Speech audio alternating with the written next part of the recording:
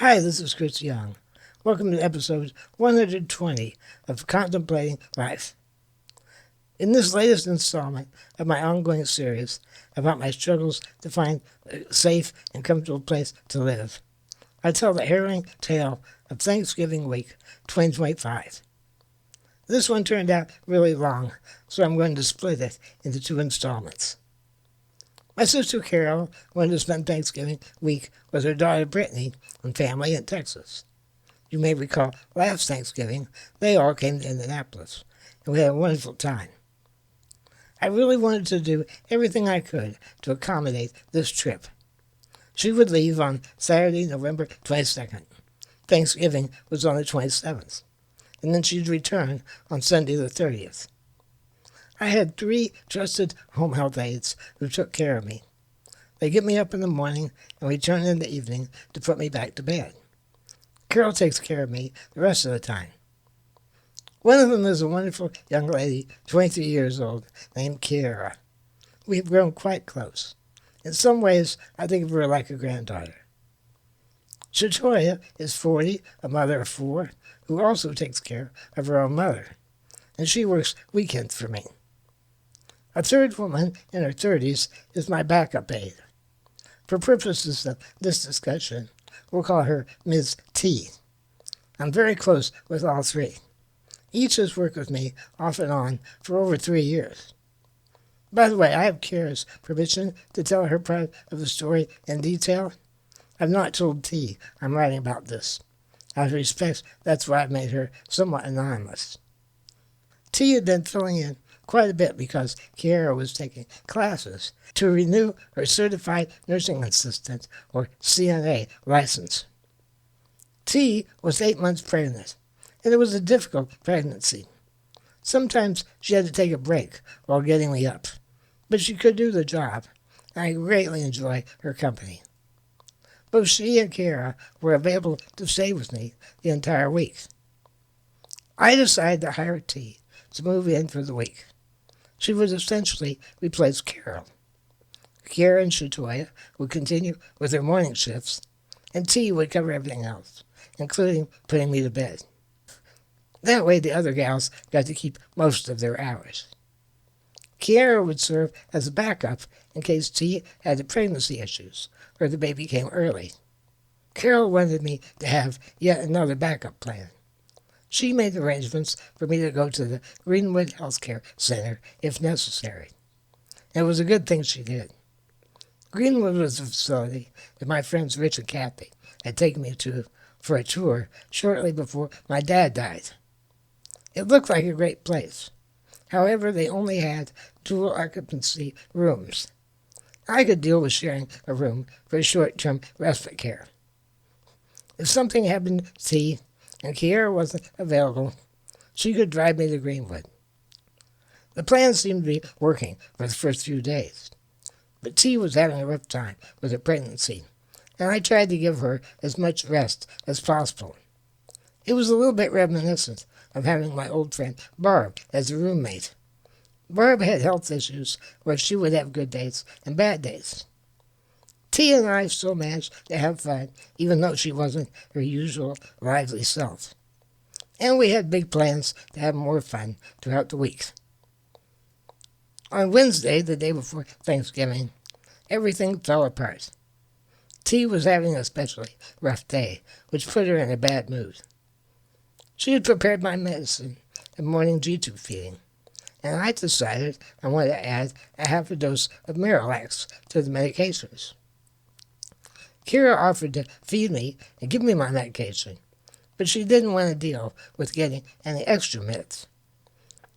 She asked T to get the MiraLAX. Somehow, this started an argument. T says, "Well, who would be giving a medication if you were doing it alone?" Kira said, "In that situation, I would do it. But right now, you're taking Carol's role. I'm doing you a favor by feeding him. I would prefer it if you prepared the meds." The argument escalated to ridiculous levels. I found myself physically getting in between them and trying to push Kira away with my wheelchair. Eventually, T suggested they go outside and settle it with physical violence. I said, "You can't let your temper get out of control like that. I can't have you threatening people in my home." T says, "You gotta choose. I go or she goes." Now, Kara probably could have de-escalated the argument and just walked away, but it was clear to me that T was the one being entirely unreasonable and had threatened violence. Reluctantly, I told T she had to leave. She quickly packed her things and stormed out, saying, "We're through. You're going to regret losing me." I did regret every bit of it, but I felt like she left me no choice. Then I confirmed with Kiara that she was indeed able to finish out the week, and she was. I sent Carol a message telling her what had happened. We were both pretty shaken up. We tried to spend the rest of the day chilling out and just enjoying each other's company. Around 6 p.m. as usual, I was ready to get in bed. Let me give you some context about what was going on with Kiara. She was in an extremely good place in her life. She had just received word that she'd passed her CNA course. This meant she could pick up extra hours in a nursing facility on weekends or evenings and earn good money. Also, just days before, she moved into a rented house. She spent her whole life living in apartments, and she was so proud to have a house. It didn't matter to her that she was renting it. She had the same pride and sense of accomplishment one feels when purchasing one's first home. She has 2 young boys, ages 3 and 5, who were staying with family all week. And one of her baby daddies wanted to stay in her new house while she was staying with me. He had a key because he occasionally needed to get things from the house for the boys. She didn't want him there when she wasn't around, and he became enraged and sent threatening texts. Just as Kara finished putting me to bed, he started texting photos of the house. He trashed the place. He emptied the contents of the refrigerator all over the kitchen. He tore up some of her furniture. He smashed the screen of her TV, and he ripped down the window blinds. She tried to get one of her friends to go to the house and check it out, at least make sure the doors were closed. Naturally, they were reluctant to do so for fear of encountering him, and God knows what might have happened. We both felt powerless to do anything about the situation. There were lots of tears and hugs for both of us. I recalled that my respite nurse, Tony, had said she didn't have big plans for Thanksgiving. She was just going to cook for her and her boyfriend. I got in touch with her and asked if she could come by Thanksgiving morning and stay with me for just a couple of hours while Kara went home to secure her house. And she graciously agreed. Around 10 p.m., we did my last G-tube feeding, and I got on the ventilator. I only got about 4 hours of sleep. I doubt Kiara got that much. The next morning, she got me up and dressed, and Nurse Tony arrived to take over. Soon I began getting some rather cryptic messages from Kiara. I could tell she was having a big emotional breakdown. There was a tone of desperation in her messages. Now, I don't recall how much of this I was able to get from her messages and what I pieced together later, but here's what happened. The maintenance man for her new house lives in the neighborhood and drove by the house. He saw the front door wide open, a bunch of trash in the front yard. He went inside and saw further destruction. He called the landlord, and the landlord arrived just about the time Kara did. He had been reluctant to rent her the house in the first place because he feared what would happen if he rented to a young person. He immediately evicted her. She went to the offending baby daddy's father, who was taking care of her son, and there she confronted the perpetrator and had a nasty argument. I didn't hear from her again for several days, and I had no idea what happened to her. So here I sat, not knowing when or if she was coming back. She wasn't answering my messages, and Tony was giving up her Thanksgiving because I had no one else to stay with me. I called Carol, and she gave me the number of the admissions person at Greenwood, a woman named Amy Webb. Miss Webb had given us her personal cell number in case of emergency, and this certainly was one. I spoke with her and confirmed they did have a bed, but I didn't have transportation. Nurse Tony didn't feel comfortable driving me in my van. Now, Greenwood has a wheelchair van, but it'd be difficult to find a driver on Thanksgiving Day. In an emergency, my go-to guy is Rich. However, I knew he was unavailable because his wife, Kathy, had just had open-heart bypass surgery. I called him for moral support, and I said up front, I know you're not available. He says, I wish I could help. I just can't. I finally called my cousin Kathy. She has a huge family with lots of grandkids. My only hope was that their Thanksgiving was over by now, in the late afternoon. Fortunately, they had planned their celebration for Friday. She and her husband, Steve, could drive in from Brownsburg, load me up in my van, and take me to Greenwood.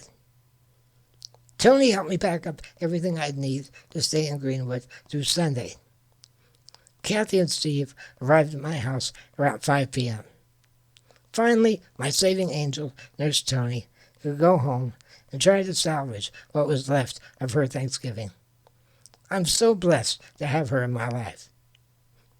It's a good 45-minute drive to the facility on the far south side of Indianapolis. I had my GPS running, and I gave Kathy directions as she drove. By the way, she had never driven this van or operated the wheelchair lift, but I was able to talk them through everything. When we arrived, the staff was expecting us. They directed me to a private room, which was a surprise. I thought they only had shared rooms available. But it was just because this was a short-term emergency. Kathy and Steve helped me unpack. We had to take my wheelchair battery charger because the battery was running low. I had intentions to plug it in the night before, but I was a little preoccupied with other things. We also plugged in my special ultimate remote control, which also charges my iPhone. I later discovered we had not used the 5-volt charger I brought with me. Instead, Kathy plugged it in to the 12-volt power supply charger for my suction machine. It fried the charging circuit in my remote. They took the van back to my house, and they didn't want to leave the keys in it, so they took the keys with them. It turns out we didn't have a house key. We had locked ourselves out of the house. It would have been better if they had left the keys in the garage somewhere. It kind of complicated things when Carol came to pick me up on Sunday. She had to go to Kathy's house first to get the van keys. The entire experience was extremely emotional for me, and 7 months later, it's a bit difficult to remember the details. Fortunately, I have a detailed account of what happened. After I got home, I sent a very long email to the admissions director, Ms. Webb, detailing what had gone right and wrong throughout the experience.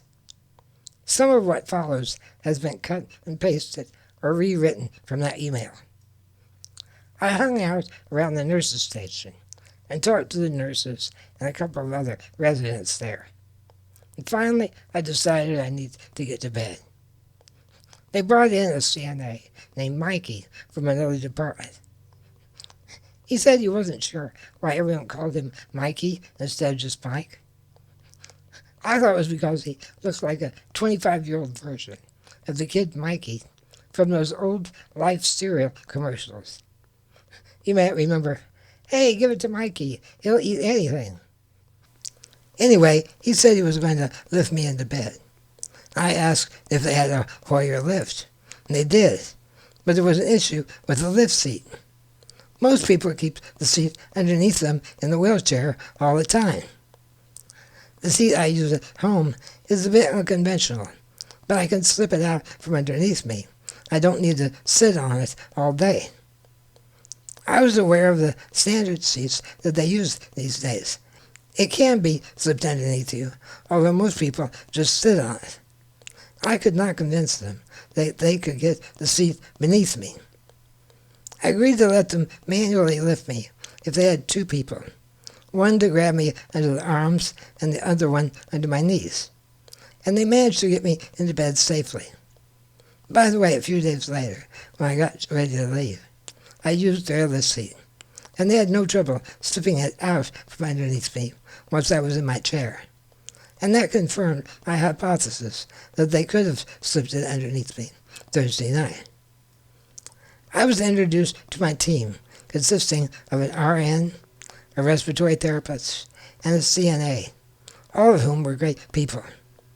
I asked them to take turns checking in on me every 30 to 40 minutes or so, because I couldn't use the call button. I told them I wouldn't raise a stink if 41 minutes passed and no one showed up. I realized they have to take care of a lot of other people besides me.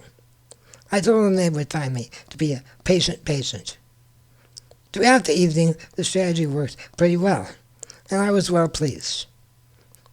At some point, I contacted my weekend aide, Shatoya, to see if she could come to Greenwood for the next couple of mornings to get me out of bed.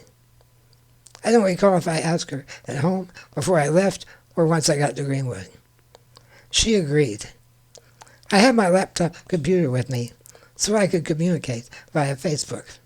I can't easily use my phone while in bed. I talked the nurse through how to give me my late YouTube feeding. About 10 p.m., I had the respiratory therapist put me on my ventilator, which I only use at night. I asked that she get me off about 6 a.m. I didn't realize that was a shift change, but it turns out it was irrelevant. I didn't expect to get much sleep because of everything I'd been through. I was still terrified at what might have happened to Kara. So, in part 2 of this tale, I'll recount the rest of my stay in Greenwood Healthcare Center until Carol picked me up on Sunday afternoon.